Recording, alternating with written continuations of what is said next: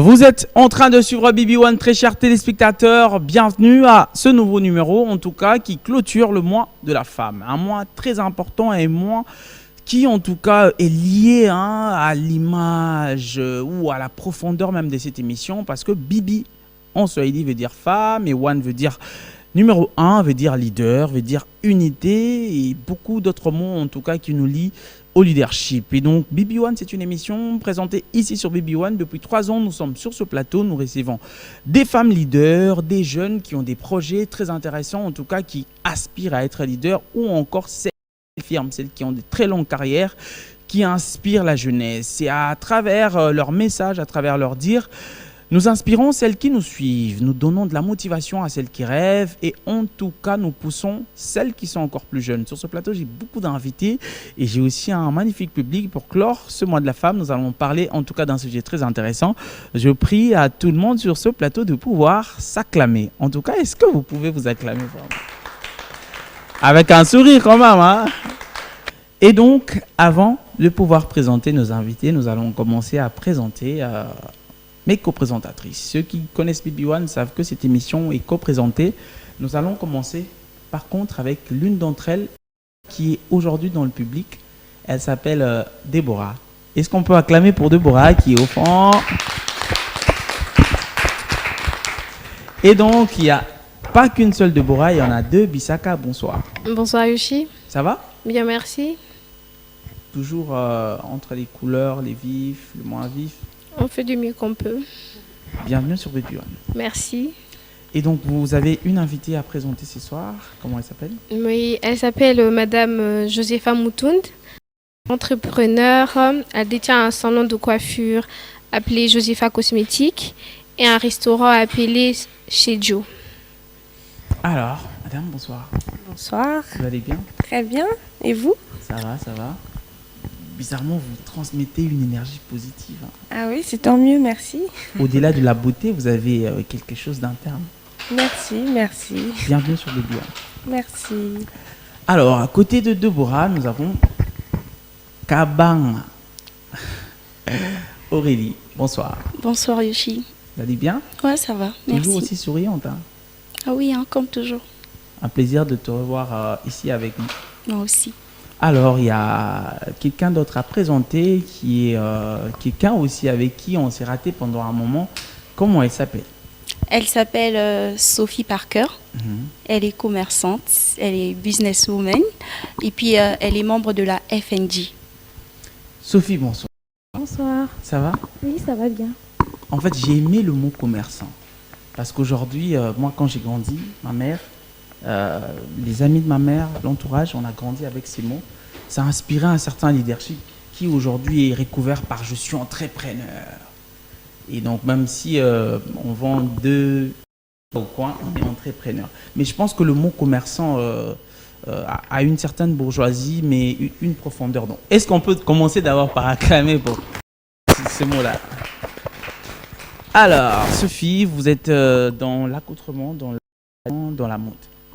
Oui, j'ai une boutique d'habillement homme qui se trouve précisément à Lubumbashi. Et ici à Kinshasa, j'ai une boutique femmes en ligne. Okay. Voilà. Bienvenue. Et sans oublier, je suis modéliste. À Lubumbashi, on a une maison de couture où on fabrique des prêt-à-porter, des robes de soirée, des vestes hommes et tout. Et voilà. Super, ça mérite encore de l'acclamation, ça. Et donc, on va finir avec Ruth, qui n'est plus à présenter, qui a fait une centaine de BB1. Sans s'exagérer quand même. Alors, Ruth, bonsoir. Bonsoir Yoshi. Vous allez bien? Très bien. Vous êtes présidente d'une ASBL, une ONG qui fait des choses incroyables. Une ONG dont j'ai beaucoup d'estime. Et donc, une ONG qui se rapproche de plus en plus de BB1 dans l'avenir. Une ONG que tu accompagnes depuis le début. Ça évolue très bien. Ben, applaudissez quand même pour nous, non? Quand même, hein. Et donc, bienvenue sur BB1. Merci beaucoup. Alors, je reviens chez vous, très chers téléspectateurs, pour vous dire que chaque BB1 égale à un sujet. Aujourd'hui, nous allons essayer de comprendre si le mois de mars C'est vraiment un mois où la femme congolaise revendique ses droits, où elle se bat pour que le mois d'avril, le mois de mai, les autres mois qui viendront, qu'elle soit beaucoup plus considérée, ou c'est un mois où elle se dit qu'elle doit vraiment fêter, voilà, boomer. On commence avec Madame Joséphat. Alors, Joséphat, excusez-moi. Le 8 mars, vous aviez de quelle couleur déjà? Oh, plusieurs couleurs. Il y avait de l'orange, du marron, un peu de doré, je crois.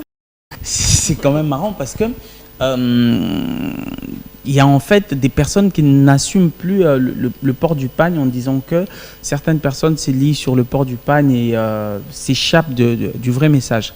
Quand vous portez le pagne de 8 mars, c'est parce que c'est une tradition, c'est parce que c'est une habitude ou c'est un message transmis ou c'est une mode. Je pense qu'au Congo, c'est culturel. Parce que dans les autres pays, c'est pas forcément ça, mais au Congo, c'est culturel. C'est pour rappeler que c'est la journée de la femme.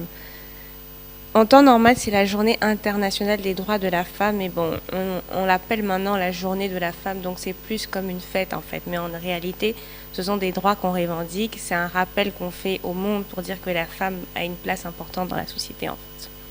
Très bien dit, je reviens chez Ruth. Ruth, comment avez-vous, ça sera la question commune, hein, comment avez-vous passé le 8 mars? Et d'ailleurs, avant d'en arriver là, je pense que ça sera peut-être la même question pour tous nos trois invités. Avant d'en arriver là, j'aimerais savoir, est-ce que vous ne vous rendez pas compte qu'en RDC, on est plus basé sur le 8 mars que le mois qui est dédié à la femme? Exactement. Je sais pas, ça sera pas pour contredire Josépha, mais moi, je n'étais pas en panne ces jours-là. Et déjà, je précise que je suis quand même assez contente de voir que toutes les femmes ici sur ce plateau, que personne n'est en panne. Pourquoi? Parce que chaque jour un peu plus, j'ai l'impression que les Congolaises confondent au fait la journée de la femme à une journée de panne. Et ces jours-là, je n'étais pas en panne. Et quand même, dans la rue, j'avais quand même reçu des insultes. Et des gens qui disent, moi, c'est permis de parler en lingala. Moi, c'est un déni, les lolati, pantalons et tout. Bon, on a l'impression qu'on doit seulement porter le pan le 8 mars. En dehors du 8 mars, oui, on peut être comme n'importe comment. Mais ce jour est devenu vraiment un jour de fête. Mais après, on ne réfléchit pas trop. Je pense que cette journée, c'est d'ailleurs ce que ma structure et moi avons fait. On a pris le temps de réfléchir réellement sur les problèmes qui rencontre la jeune femme. Parce que moi, je me concentre sur la jeune fille étudiante. Et du possible, voir comment ensemble résoudre ce problème-là, qui est entre autres le droit que nous devons revendiquer dans la société, plutôt que de voir comment certaines femmes se sont comportées. Il fallait organiser des fêtes, il fallait aller boire, danser, être en panne. Il y a même des mamans qui ont mis la pression aux hommes parce qu'elles n'avaient pas le panne. Donc vraiment, du jour au lendemain, le sens de cette journée est en train d'être transformé. Mais après, bon, en tant que femme leader, nous avons la responsabilité d'essayer de se mettre ensemble pour voir dans quelle mesure résoudre ce problème. Alors, je voulais que ça soit la même question, mais elle m'inspire. Moi, j'aimerais savoir, est-ce que si les 8 mars en RDC, toutes les femmes sont en pagne, ça va changer quelque chose? Parce que là, on parle de l'effet de mettre le pagne, ça a un peu transformé moralement les gens. Mais est-ce que si on est en relax, comme vous êtes par exemple tous les 8 mars, c'est ça qui va changer quelque chose? D'après moi, être en pagne le 8 mars, ça ne veut pas dire que ça va changer quelque chose parce que toutes les femmes, presque toutes les femmes, nos mamans, elles sont presque en pagne chaque jour. Nos mamans à la maison, nos grands-mères et tout. Même certaines jeunes femmes comme nous, elles sont presque en pagne. Et la journée de la femme, c'est pas seulement mettre le pagne. On doit changer beaucoup de choses dans la société. C'est concentrer dans beaucoup de choses, pas seulement basé sur la journée de la femme, mais le mois aussi de la femme. Très bien dit. Alors, je reviens un peu sur vous. Est-ce que vous pensez que, parce que, en tout cas, en tant qu'intellectuel, en tant que femme, excusez-moi le terme évolué, vous comprenez le sens de tout et vous faites ce qui vous plaît de toute façon. Et donc, les personnes qui ne comprennent pas, qui les font parce qu'elle a vu Madame Josépha poster une photo en panne le 8 mars, elle se dit le 8 mars prochain, je ne vais pas rater. Si une femme comme elle a posté, elle est en panne, pourquoi moi je vais rester derrière le complexe de bouder le panne de 8 mars? Est-ce que vous savez que, est-ce que vous pensez qu'il y a un vrai message à vérifier ou communicationnel, qui est peut-être le ministère de communication ou peut-être que le ministère du genre et famille devrait circuler aux personnes qui ne comprennent peut-être pas c'est que c'est cette journée? Effectivement, c'est un gros problème. C'est pas un problème, mais d'abord c'est culturel, comme je l'ai dit tout à l'heure. Oui. On se dit le 8 mars, on pense tout de suite au port du pagne, où je pense que les maris veulent bien faire un petit cadeau à maman, à leur fille, ils achètent un pagne, parce qu'ils se disent c'est pour leur rappeler que on les respecte, on les valorise et on leur donne un pagne. Mais après, penser qu'il faut mettre le pagne obligatoirement et que c'est une fête, non. Alors là, on est complètement à côté de la plaque. Ouais. Il ne s'agit pas de ça. Il s'agit de... Moi, je pense que ça ne serait pas mauvais de mettre son pagne, non, parce que par exemple, je l'ai dit au début de l'émission, le 8 mars, oui, j'étais en pagne parce que j'avais des conférences à atteindre, j'avais des interviews à faire, donc je me suis dit oui, pourquoi pas me mettre en pagne, parce que de un, je mets d'abord l'Afrique en avant, je mets le pagne, ça représente aussi la femme, donc c'est la force de la femme, c'est tout autour, c'est toute une idée en fait, et pour moi, non, on ne devrait pas seulement porter le pagne, on ne devrait pas se concentrer sur le pagne, mais se concentrer réellement sur l'autonomisation de la femme, parce que c'est ça en fait la journée des droits de la femme. C'est savoir où est-ce que la femme en est dans son mouvement, est-ce que la femme évolue avec le temps, est-ce que la femme a la place réellement qu'elle doit avoir dans la société au Congo. Je pense que c'est plus ça. Et est-ce qu'on devrait passer un message? Oui, je pense que cette émission déjà nous permettra de faire passer un message aux femmes qu'il ne s'agit pas seulement de porter le pagne. On peut le porter, être belle, mais on doit se rappeler en fait que c'est une journée pour revendiquer des droits et se questionner sur soi-même. Est-ce qu'on est au bon endroit? Est-ce qu'on est traité comme il faut? Est-ce qu'on montre le bon exemple? Et bien d'autres. Voilà. Bien dit. Alors, des questions J'aimerais bien poser une question à Ruth, c'est ça. Ouais. Au fait, j'aimerais savoir, est-ce que vous condamnez le fait que le 8 mars, que je suis une fille, je sors de chez moi en pagne et je vais faire la fête. Est-ce que vous condamnez ce fait-là? Est-ce que je n'ai pas le droit de fêter le 8 mars juste parce que le 8 mars, c'est la journée internationale des droits de la femme? Merci pour la question. Je crois qu'elle a deux volets. D'abord, tu as parlé du port du pagne et ensuite de la fête. En tout cas, je ne condamne pas les fêtes qu'on soit en pagne. Par exemple, j'ai dit pourquoi je ne voulais pas être en pagne, parce qu'en fait, je voulais passer un autre message. Et j'ai fait exprès de ne pas l'être pour dire aux femmes que ce n'est pas parce que je n'ai pas porté le pagne. Non, là, on parle du 8 mars. Elle parle du 8 mars. Okay, d'accord. C'est culturel, Josépha l'a dit, donc on est habitué. Mais après, j'avais aussi des activités. J'avais une conférence à animer et j'ai fait exprès ces jours-là de ne pas être en panne pour dire aux femmes, vous voyez qu'aujourd'hui, on peut mettre les pannes n'importe quand. Après, quand on ne sait pas comprendre l'importance de cette journée, on s'y perd au fait. C'était juste pour une façon de leur dire que c'est pas indispensable. Mais après, le port du pagne, il est très bien. D'ailleurs, d'abord, c'est une tenue qui valorise la femme. Et puis, c'est parmi les grandes tenues, les tenues des villes. Donc ça, vraiment, je ne condamne pas, j'encourage. Mais c'était pour moi une façon de changer, de passer un message différent. C'est pour ça que spécifiquement, ces jours-là, je n'étais pas en panne. Mais les lendemains, jusqu'à hier, d'ailleurs, je n'étais qu'en panne. Deuxièmement, jusqu'à aujourd'hui. Bon, une partie, oui. Ouais. Parlant de la fête, sincèrement, je ne vois pas pourquoi on va fêter. Je suis pas d'accord avec. Et ça, je condamne. Parce que ces jours-là, je suis rentrée à 19h. Je vous dis, le bar était encore plein. Et même sur les réseaux sociaux, on est quand même acquis. Quand on gagne un match, on fête. Ah, il y avait match ces jours-là? Non. Je parle de ce qui se passe après des événements importants. Okay. Voilà, on peut se dire que, bon, vu qu'on a revendiqué le droit, même ceux qui n'étaient pas dans les conférences, elles se disent, bon, ceux qui ont fait leur travail, ils ont fait leur travail. Mais vous savez pourquoi je me dis pourquoi on doit fêter? Parce que, bon, c'est vrai qu'il y a des avancées significatives, mais on doit le dire, la femme congolaise n'a pas vraiment atteint les niveaux qu'il faut. Donc, on est encore très loin parce qu'on a vraiment du boulot. Et puisque nous sommes dans une journée ou encore dans un mois où nous devons réfléchir sur des situations de solutions à trouver, on n'a pas encore le droit de fêter, moi je trouve. Comment on va fêter? Mais est-ce que vous ne pensez pas qu'on a un peu mis trop de temps à réfléchir et on ne voit aucun changement?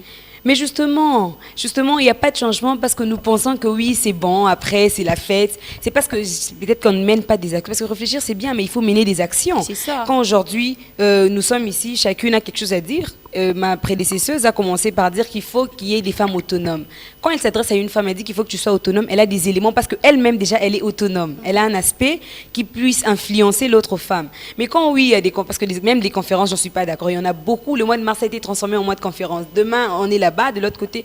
Après, on accumule des conférences. Qu'on ne voit aucun changement, oui, parce qu'il n'y a pas d'action. Donc, je pense que nous donner ces genres d'occasions nous permettra de réfléchir assez souvent sur les actions à mener qui puisse accompagner la théorie que nous donnons Alors, dans des conférences. Moi j'ai on applaudit quand même pour son sourire. Hein. Aussi le garapé. Aussi le gara. Et aussi le garandeni. Non, j'ai pas envie de me fâcher. On l'applaudit encore, hein. Elle est trop belle. Donc, moi, j'aimerais savoir, est-ce qu'avant d'être une femme leader, je pense qu'aujourd'hui, on vous voit, que ce soit sur les réseaux sociaux ou à la télé ou quoi, vous inspirez beaucoup de monde, non seulement vous, mais votre famille. Alors, moi, j'aimerais savoir, est-ce qu'un jour, avant d'être leader, vous étiez quelque part près de conférences, près voilà, de forums pour apprendre, ou bien on peut devenir leader en faisant une bataille personnelle, en s'auto-formant, voilà, en créant un leadership qui est peut-être inné, en développant quelque chose. Ou bien on a forcément besoin des forums de conférences. La plupart des personnes sur le plateau ont dit que ça n'avance en rien. On ne peut pas dire ça parce qu'on apprend à travers des conférences, on se cultive aussi. Mais est-ce qu'on peut dire que voilà, vous avez vraiment eu le temps de faire conférence X, conférence Y, pas en tant que quelqu'un qui va animer, mais en tant que vous restez dans le banc, voilà, ça vous motive jusqu'à avoir ce déclic de devenir entrepreneur ou leader? On devient tous quelqu'un grâce à quelqu'un. Et je pense que j'ai grandi dans un bon environnement, si je peux l'appeler comme ça. J'ai déjà une sœur qui est une icône de la musique aujourd'hui, Barbara Canham. Et ma mère est une femme aussi... Ma mère aussi est une femme qui a été très autonome et qui allait dans des conférences, qui faisait des interviews, ce genre de choses. Donc je pense que ça m'a beaucoup inspiré. Modèle. Et mes grandes sœurs aussi sont éloquentes, elles savent s'exprimer, elles allaient aux conférences, donc forcément je pense que j'ai été bien encadrée. Après je pense que même de la maison, aujourd'hui on a accès à l'information, il y a YouTube, il y a plein de choses, donc on devient tous quelqu'un grâce à quelqu'un, on s'inspire de quelqu'un, et moi c'est grâce déjà à l'environnement que j'avais autour de moi, et le reste aussi c'est un effort de soi-même d'abord, parce qu'on dit aide-toi et le ciel t'aidera. Donc je me cultive, je lis toutes ces choses et qui me permettent en fait aujourd'hui de pouvoir me tenir ici, m'exprimer et voilà. Très bien dit. Alors je vais revenir un peu sur Sophie. Vous avez votre boutique à Lubumbashi où vous y êtes très souvent. Avez-vous déjà passé un 8 mars à Lubumbashi? Oui. Quelle est l'ambiance? Parce que voilà, parlons par exemple de ce 8 mars, ce que vous avez observé ou encore les autres 8 mars des années passées. Comment ça se passe à Lubumbashi? Parce que quand on parle du quinoa, on parle du fêtard. Ne parlons même pas de la quinoise. Alors, comment ça se passe en province en fait? En province, à Lubumbashi, ça se passe presque la même chose qu'à Kinshasa. Okay. Parce que la plupart de beaucoup de gens qui se trouvent aussi à Lubumbashi sont des Quinois, je peux dire ça. Ils ont apporté aussi qualité des Quinois. Ça se passe toujours en mode fête. Il y a de jeunes filles qui s'habillent en pagne, à le boire, à les fêter, à le manger, peut-être partager entre copines. Et voilà, c'est un peu ça. Très bien dit. Alors, Bissaka, Oui. Une question? Moi, j'aimerais bien poser une question à Madame Josepha. Ok. Moi, j'aimerais un peu savoir comment est-ce qu'elle est arrivée là où elle est. Comment est-ce qu'elle est devenue femme leader? Ok, merci pour la question. D'abord, je pense que je vais me représenter, dire parce qu'il y en a qui ne savent pas ce que je fais.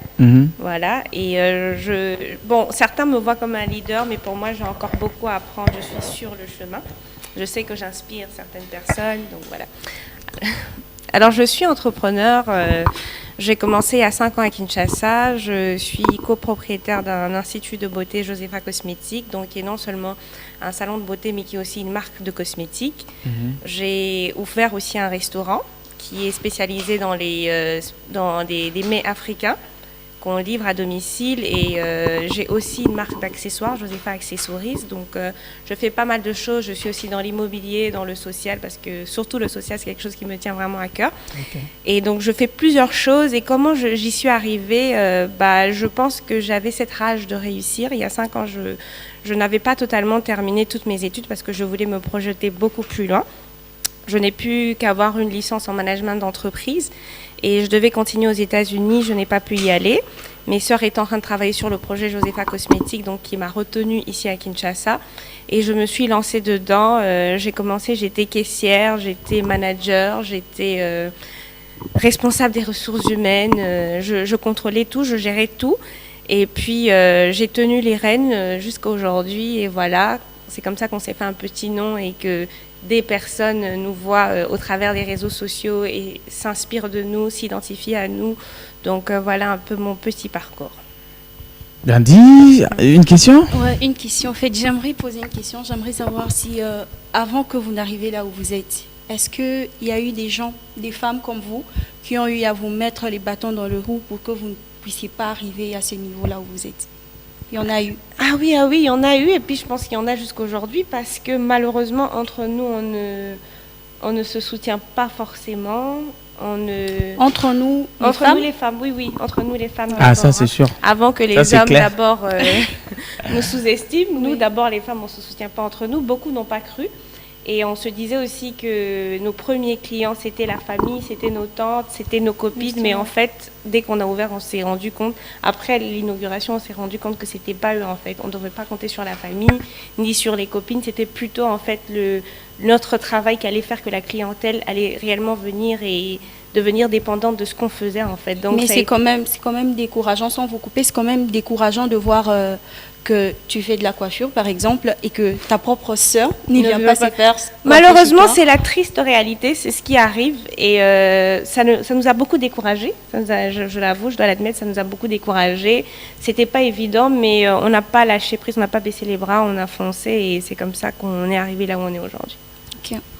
Très bien dit. Je vais revenir un peu sur Ruth. Alors, moi, j'aimerais savoir, pensez-vous qu'avec le problème de la Covid, par exemple, et c'est le mois de la femme, il y a des événements, en tout cas importants, peut-être qui pouvaient réunir encore plus un grand nombre de femmes qui sont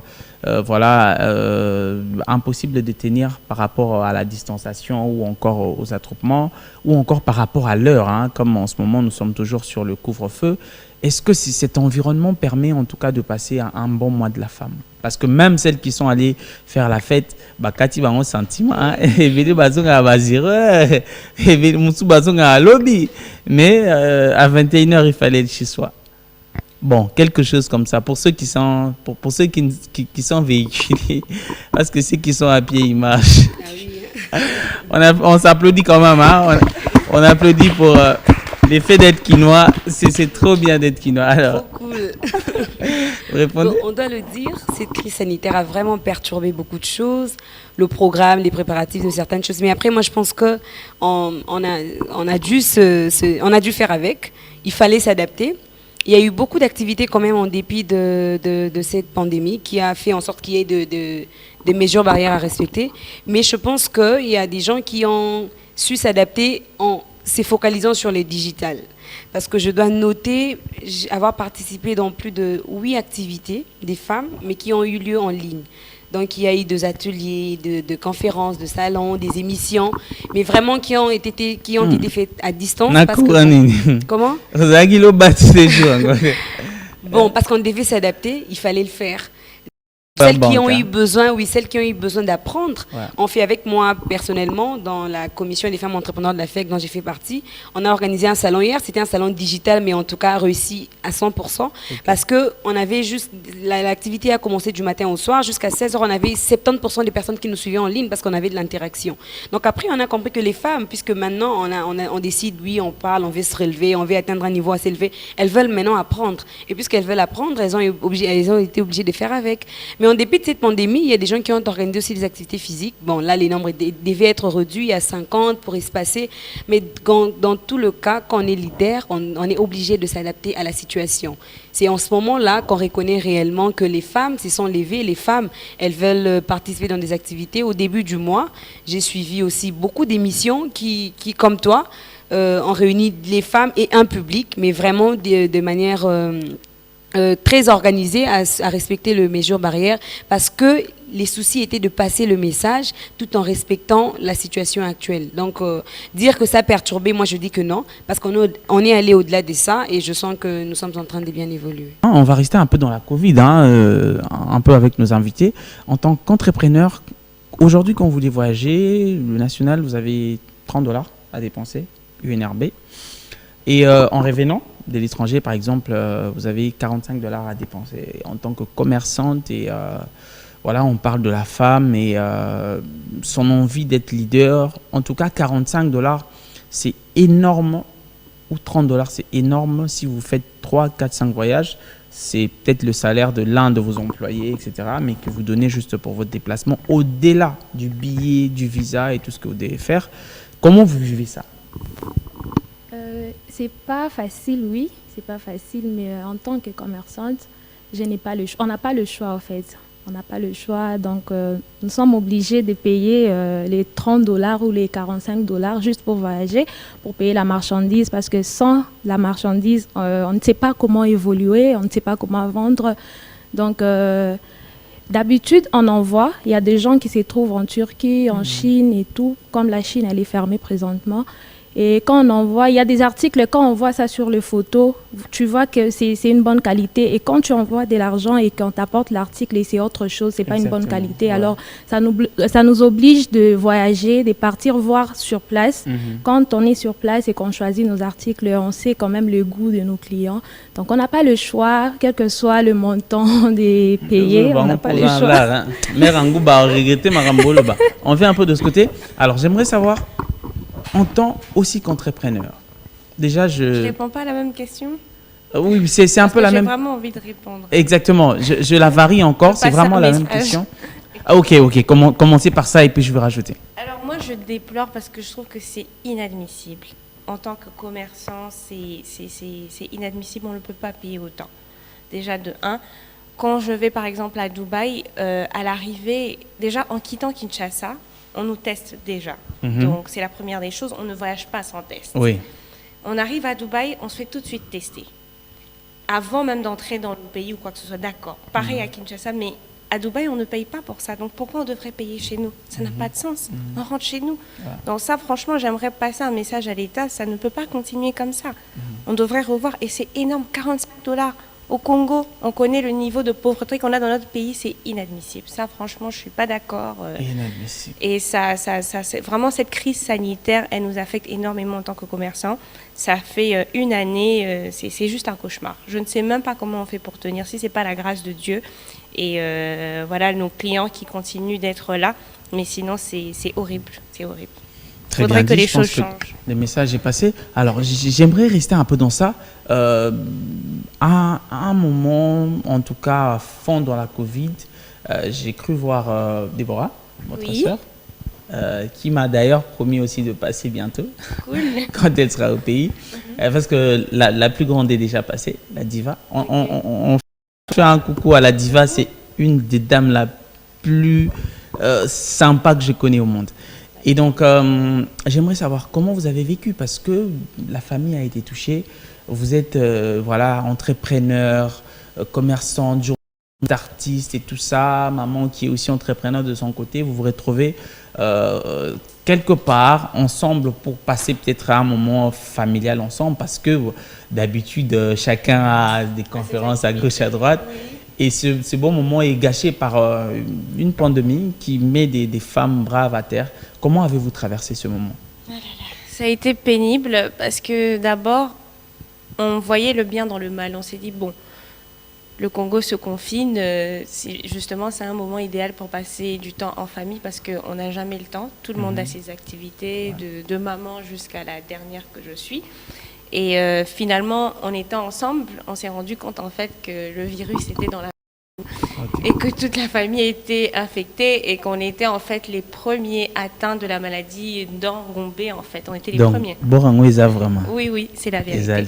On n'y croyait pas, mais dès que ça arrivait, on était choqués et c'était pénible de voir tous les jours papa, maman qui sont assez âgés et qui se battaient contre cette maladie, qui avaient vraiment des symptômes. On n'y voyait même pas le bout du nez. On se disait qu'on n'allait pas en sortir et qu'il allait quand même avoir peut-être... Il se pourrait qu'il y ait quelqu'un qui y passe, mais personne. Donc là, on remercie vraiment Dieu pour ça parce que c'était un miracle. Et ça a été vraiment pénible. Heureusement, Dieu nous a sauvés. Tout va bien, tout le monde est en bonne santé. Et on était à 2 doigts de mettre la clé sous le paillasson parce que bien évidemment, les entreprises étaient totalement fermées. Il n'y avait pas moyen parce que qui allait se maquiller? Qui allait se faire masser? Ça n'existait plus, c'était terminé. Le monde s'était arrêté.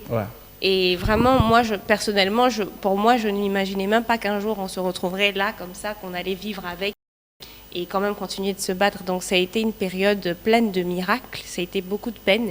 Et je remercie Dieu, aujourd'hui tout va bien, tout a repris, pas totalement.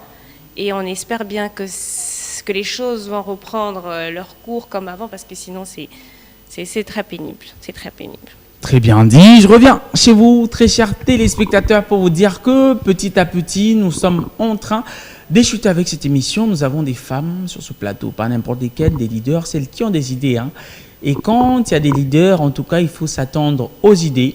En tout cas, pas seulement aux idées, mais à l'apprentissage, au témoignage, au partage. Et donc, j'ai des co-présentatrices sur ce plateau pour chuter. Je pense que vous allez avoir rapidement une question à chacune avant que je revienne pour clôturer avec nos invités. Donc, on commence par Kabanga, qui ne manque jamais des questions.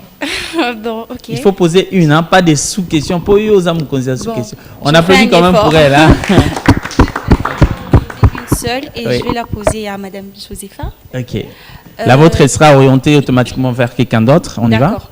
Au fait, j'aimerais savoir si aujourd'hui vous voulez donner un conseil à une fille, comme moi par exemple, supposons que ça soit à moi que vous donnez ce conseil. Vous avez une fille. À une femme. Tu une fille au À une jeune femme. Ok. Oh, non, mais je c'est suis pas normal, une fille. t'es une fille, exactement. Oui, je suis une fille. Mais pourquoi ça te prend le temps de réfléchir et puis changer, dire femme? Bon, une jeune femme. D'accord. Ok. Si vous voulez donner un conseil, si vous voulez me donner un conseil, je fais par exemple de la coiffure ou je sais pas moi, je fais quelle autre activité et j'aimerais avoir un certain niveau, peut-être même plus que vous. Pourquoi pas? Oui. Elle sera jalouse. Non. Sérieusement, vous ne le serez pas. Ça va Ok. être difficile, Je bonne ça demi. va être difficile de me dépasser, mais On les bon. applaudit quand même. Oh, c'est chou. Bon, ok, d'accord. Alors, quel conseil est-ce que vous pouvez me donner?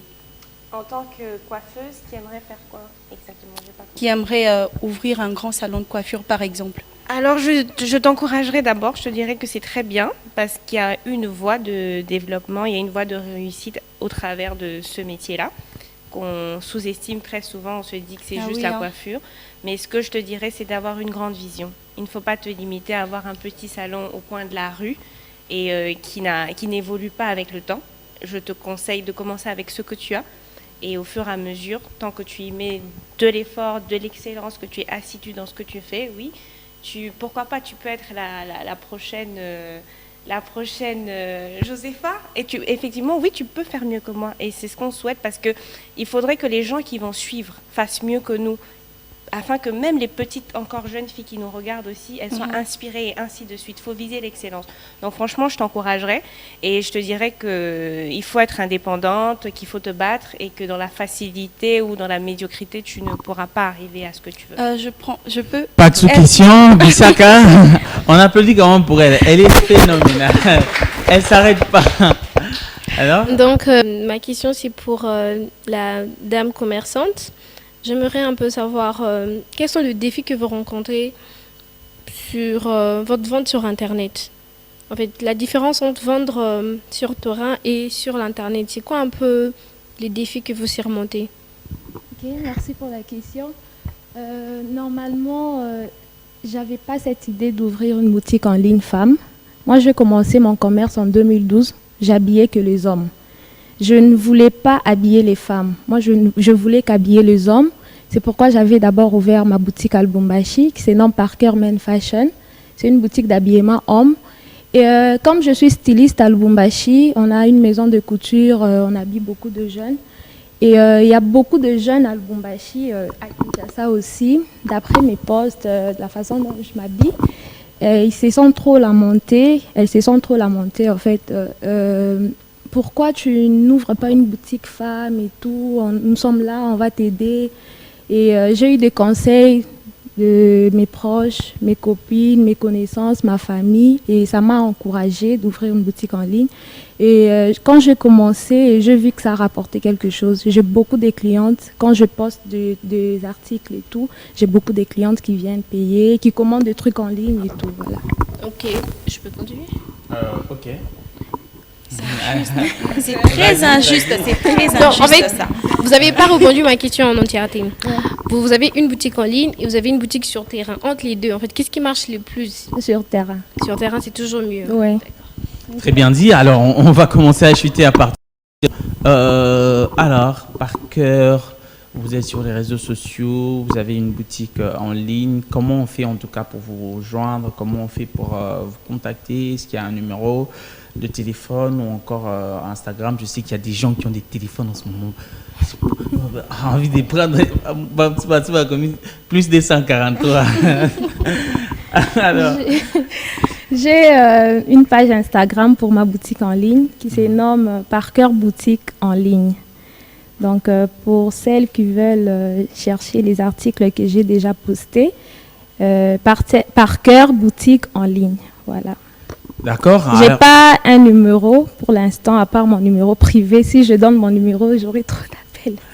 d'accord. Un petit mot pour le mois de la femme. Comment, en tout cas, vous l'espérez dans vos rêves? Vous voulez que les femmes soient comment pendant ces mois ou encore le 8 mars? Comment vous, dans vos rêves le plus profond, vous voyez cette journée?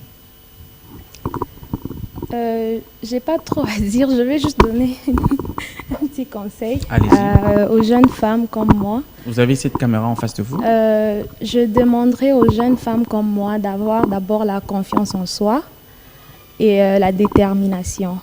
Quand on a la confiance en soi et on a la détermination, donc ça nous pousse d'aller vers de l'avant et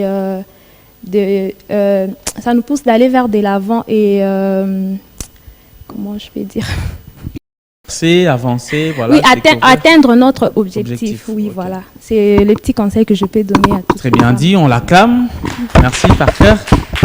Alors, Ruth, un mot de la fin, des conseils à prodiguer par rapport à ce mois de la femme qui atteint sa fin, peut-être. Mais en tout cas, la femme continue à vivre, à exister. Et donc, ses droits doivent continuer à être milités et à avancer. Merci beaucoup. D'abord, je ne vais pas finir sans te dire merci, parce que nous avons besoin de ces hommes qui accompagnent les femmes. Recevoir les femmes dans ton émission, c'est une façon de les accompagner. Et c'est une réponse à la question sur l'accompagnement des hommes, parce qu'on dit aujourd'hui que les hommes nous mettent des barrières, mais il y a aussi des hommes qui accompagnent les femmes. Donc, merci encore, Yoshi. Donc, en ce moment, j'aimerais m'adresser à une jeune femme. Je suis jeune et j'aime bien parler aux jeunes femmes, surtout étudiantes. On doit arrêter de se plaindre, on doit arrêter de se victimiser, on doit arrêter de pleurnicher. On veut obtenir le respect, on veut réellement atteindre nos objectifs et défendre nos droits, on doit apprendre à compétir. Aujourd'hui, les jeunes femmes, elles se disent que oui, bon, on veut 30% de femmes dans le gouvernement, on veut 30%, mais il n'y a pas beaucoup de femmes chefs de partis politiques, il n'y a pas beaucoup de femmes qui s'engagent en politique. Finalement, on revendique de choses, mais après, sur terrain, on sent que les hommes sont plus compétitifs que les femmes. Donc, pour ce mois de la femme, qui tend à sa fin, et pour le reste de mois, les femmes, levons-nous, mettons-nous ensemble, soutenons-nous d'abord mutuellement, réfléchissons sur les stratégies à trouver pour que nous puissions arrêter de nous victimiser et à attendre des postes de responsabilité sur un plateau d'or. Mais nous devons travailler, nous auto-former pour que réellement les hommes sentent que nous ne sommes pas en guerre contre eux, mais plutôt nous voudrions atteindre un niveau qui fera qu'ils nous fassent confiance. C'est tout ce que j'avais à dire. Merci. Très bien dit. Alors, Bissaka, quelque chose à rajouter? Bon, des dédicaces, ça va aussi. Tu veux pas saluer ton frère Bissaka de Manchester? C'est pas lui? Mikolo a tindé Mbongote. Ok, d'accord. Moi, on l'applaudit quand même. Une question? Une question. À qui? Non, allez-y, ça va. allez-y, non, allez-y. non, ça peut Non, aller. allez-y, allez. Peu importe quelle soit langue, Oui, on peut la poser. oui, allez-y. Au fait, alors, vous avez parlé d'être indépendante. J'aimerais savoir, et vous avez dit qu'il ne faut pas avoir la main tendue et tout ça. Alors, j'aimerais savoir si je veux me faire aider, par exemple, je n'ai pas les moyens qu'il faut et je sens vraiment qu'il faut que je me fasse aider pour arriver là où je veux. Est-ce que ça veut dire que je ne dois pas le faire? Se faire aider, non, ce n'est pas ça le problème, mais ne pas en faire une priorité, c'est-à-dire se dire que quelqu'un va me tendre la main, quelqu'un va m'aider, parce que le parcours qu'on a en tant qu'entrepreneur n'est pas fait de roses et d'or, malheureusement. Tout n'est pas servi sur un plateau d'or, comme elle a dit tout à l'heure. Il faut savoir qu'il y a des gens que tu vas rencontrer et qui, malheureusement, ne seront pas touchés ou ne vont pas croire en ce que toi, tu veux. Et tu dois te battre, te dire que je dois me battre toute seule. Si le bon Dieu emmène des gens pour t'aider, pourquoi pas? Mais là-bas, tu dois te dire que je dois me battre toute seule. Tu peux demander de l'aide auprès des banques, auprès des ONG qui veulent bien financer, des fonds de développement, mais la réalité est telle que sur terrain, elle est tout autre. Beaucoup de gens, nous on a eu des gens en tant qu'entrepreneurs à qui on a parlé du projet Josepha Cosmétique il y a bien longtemps, ils n'y croyaient pas du tout. Et aujourd'hui, ce sont ces personnes qui viennent vers nous parce qu'ils ont besoin de nous. Et qu'est-ce que vous faites? Vous les repoussez? Non, on ne les repousse pas parce qu'on est ouverte aux opportunités, tant que tout est une question de business. Mais on rigole juste, on se dit, vous n'avez pas cru en nous, et du coup, ça nous donne un brin de fierté. On se dit, bon, voilà, on est arrivé quand même, que si ils viennent vers nous, ça veut dire qu'on est sur le chemin de la réussite. Alors moi, j'ai une toute dernière question. Ah ouais? Ah non, franchement, on est à la fin. Vous allez poser après l'émission. Ouais, allez-y. Je voulais savoir, dernièrement, j'ai passé à la Villa Kilimanjaro et on m'a dit que vous étiez fermé. Alors, je voulais savoir quand est-ce que vous allez reprendre. C'est tout. Ouais, je vais répondre à cette question. Parce que j'ai pas envie de faire de la pub à la Villa Kilimanjaro. Vous êtes entrepreneur, parlez de votre entreprise. Je suis plus là-bas, on pourra en parler après. Ou est-ce qu'elle peut reformuler la question? Tu me parles du restaurant, je chez Joe Restaurant et je te dirai pourquoi. Quand est-ce que vous serez opérationnel? Alors, pour la petite histoire, donc chez Joe Restaurant, j'ai fermé il y a quelques temps. Je l'ai mis en pause, c'est pas fermé totalement, parce que plusieurs activités en même temps, comme j'ai dit tout à l'heure. J'ai le salon de coiffure, je suis dans d'autres petites choses, d'autres que je n'aime pas forcément exposer. Donc ça devrait répondre normalement d'ici avril. Il y a plein de clients qui réclament effectivement parce que on avait une base de données, des gens qui avaient l'habitude de commander chez nous. Et on est temporairement fermé, mais on va reprendre très bientôt. On les applaudit quand même. Bon, on va finir avec Cécile. Moi, que vous puissiez passer un message fort aux femmes qui vous regardent, qui voient que vous postez le 8 mars, vous êtes en pagne, et qui pensent que, vu que vous êtes en pagne, elles doivent aussi être en pagne, sans qu'elles ne comprennent que vous avez une bataille que vous menez tous les jours pour votre leadership, vous avez des rendez-vous qui vous avancent, vous avez des idées que vous écrivez, des gens qui vous contactent, des réunions, des conférences, etc. J'aimerais que vous ayez un message fort pour ces femmes qui veulent voir ce mois fait au lieu que réflexion ou avancement de droit ou même de la femme elle-même. Vous avez cette caméra pour passer un message. Je dirais à toutes ces femmes, rappelons-nous que le pagne n'est qu'un accessoire d'embellissement. C'est un accessoire qui nous met en valeur, qui rappelle d'abord la femme africaine. Et moi, j'adore le pagne, donc vous me verrez sûrement chaque 8 mars en pagne, mais n'en faites pas une priorité. Le pagne n'est pas la priorité. La priorité, c'est se remettre en question. Est-ce que le combat qu'on mène, il a vraiment une avancée? Est-ce qu'on est pris en compte? Est-ce qu'on est respecté, on est valorisé? Donc, c'est toutes ces choses-là. Et le message que j'aimerais passer à toutes ces jeunes femmes, à ces mamans qui me regardent, parce que ce n'est jamais trop tard, même en tant que maman, si vous pensez que vous n'avez pas réussi votre vie ou que vous n'êtes pas là où vous devez être, c'est possible de changer les choses. Soyons d'abord indépendantes, parce qu'on a un réel problème au Congo, on compte toujours sur les hommes, alors que non. On doit nous-mêmes commencer quelque chose. Moi, je prends l'exemple. Les leaders, c'est vrai que nous sommes exposés sur les réseaux sociaux. On se dit que oui, on réussit bien dans ce qu'on fait. Mais en fait, il y a des vraies mamans qui sont leaders, qui vendent le pain au marché et qui se lèvent à 5 heures du matin. Ce sont les vrais leaders. Et elles sont une source d'inspiration, même pour moi, par exemple. Parce que je me dis, si elle, avec le peu qu'elle a cette motivation de se lever à 5 heures du matin, à peu forte raison, moi, alors qui est plus, pourquoi je ne peux pas me battre? Donc, soyons indépendantes, ne comptons pas sur les hommes, soyons autonomes, travaillons. J'encourage toutes les jeunes femmes de mon âge à créer des masterclass, des centres de formation, pour qu'on apprenne tous ensemble. Parce que pour qu'une femme soit autonome, il faut qu'elle sache faire quelque chose. Une femme qui n'est pas éduquée, qui ne va pas à l'école, qui n'est pas instruite, forcément, elle ne sait pas par où commencer. Donc vraiment, ne perdez pas espoir. battez-vous, ce n'est jamais trop tard.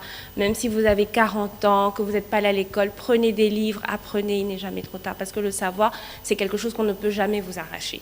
Donc les hommes aussi, ne soyons pas en guerre avec les hommes, soyons plutôt dans une bonne guerre. Une bonne guerre, c'est-à-dire une compétition objective.